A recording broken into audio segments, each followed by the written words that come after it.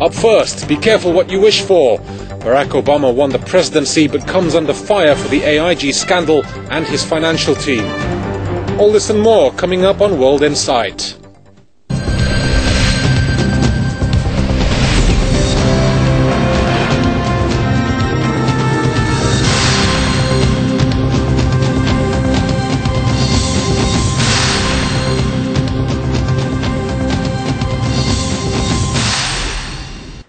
You're watching a new edition of World Insight. I'm James Chow. We've got 30 minutes right ahead.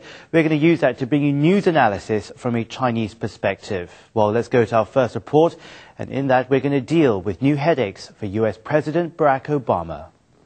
Now, if you think your job is tough, just spare a thought for the American president. The New York Times has published 2 photographs showing that Obama's hair is turning increasingly grey just weeks after taking office. Now, this month his hair could turn even grey yet.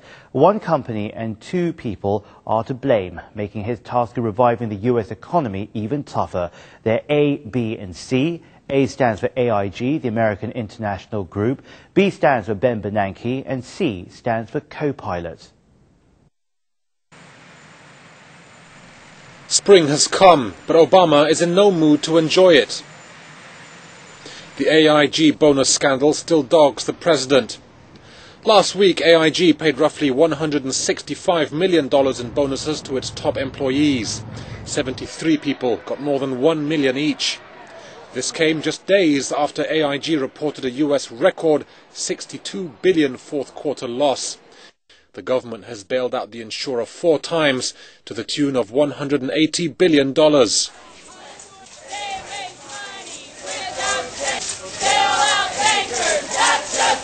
They should give the money back. They should be forced to give the money back. I don't care if you tax it. I don't care if you demand return. But it is un-American that people would steal this money at a time when people are losing their houses and losing their jobs. Gentleman from Ohio.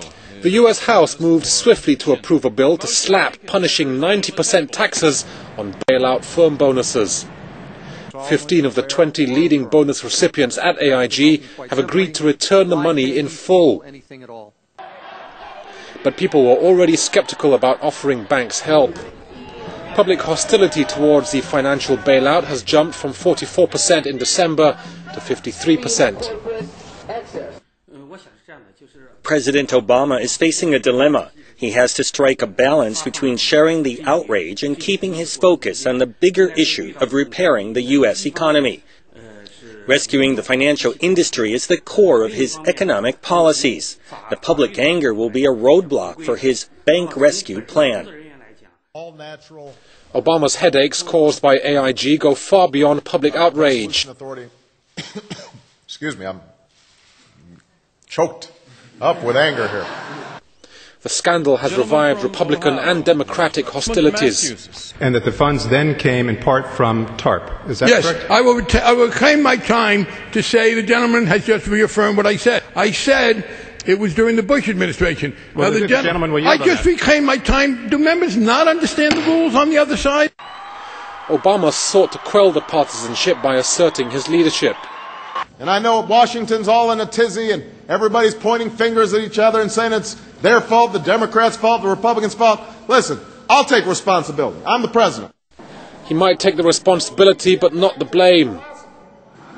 Because it's my job to make sure that we fix these messes, even if I don't make them. AIG is just the beginning of the mess. Now, that bonus scandal has drawn much public dissatisfaction over in the US, but Washington is also coming in for global criticism. That leads us straight to B for Ben Bernanke, the US Federal Reserve Chairman. The Federal Reserve is using every weapon in its arsenal to battle the recession. Last Wednesday, Fed Chief Ben Bernanke made the bold decision to pump another $1 trillion into the economy. The Fed will spend up to $300 billion to buy long-term government bonds and an additional $750 billion worth of mortgage securities. In other words, the US is printing money to buy its own government's debt.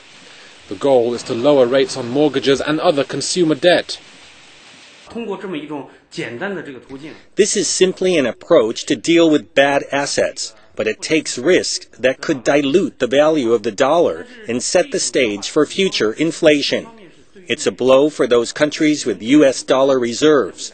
If the $1 trillion is pumped into the money supply, the value of the dollar will fall. Those countries will suffer big losses.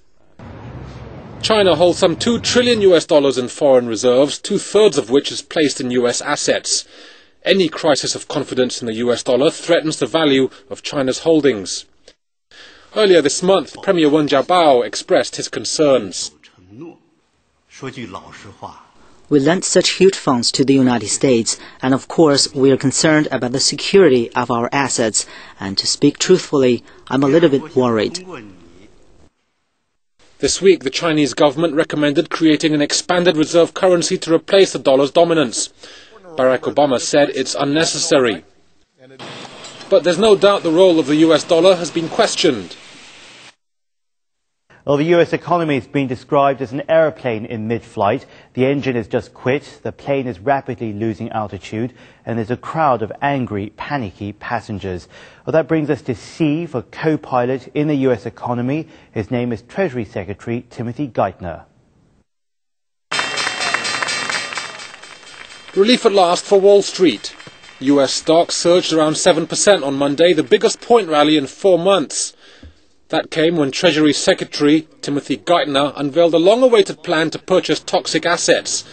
The government would partner with private investors to buy $1 trillion in bad assets.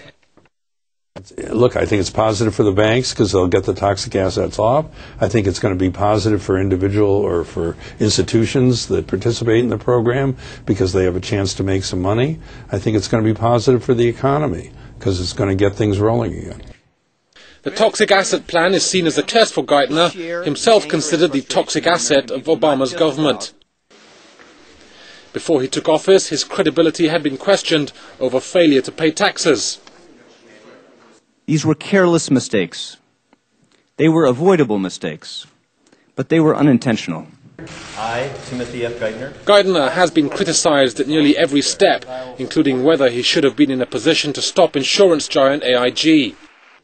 He's faced a few calls for his resignation, but the president stands behind him. You know, he is doing so with intelligence and diligence. Nobody's working harder than this guy. You know, he is making all the right moves in terms of playing a bad hand. But Geithner himself speaks more of duty than confidence. Do you feel like you're the right person for the job? Do I feel like I'm the person for the job?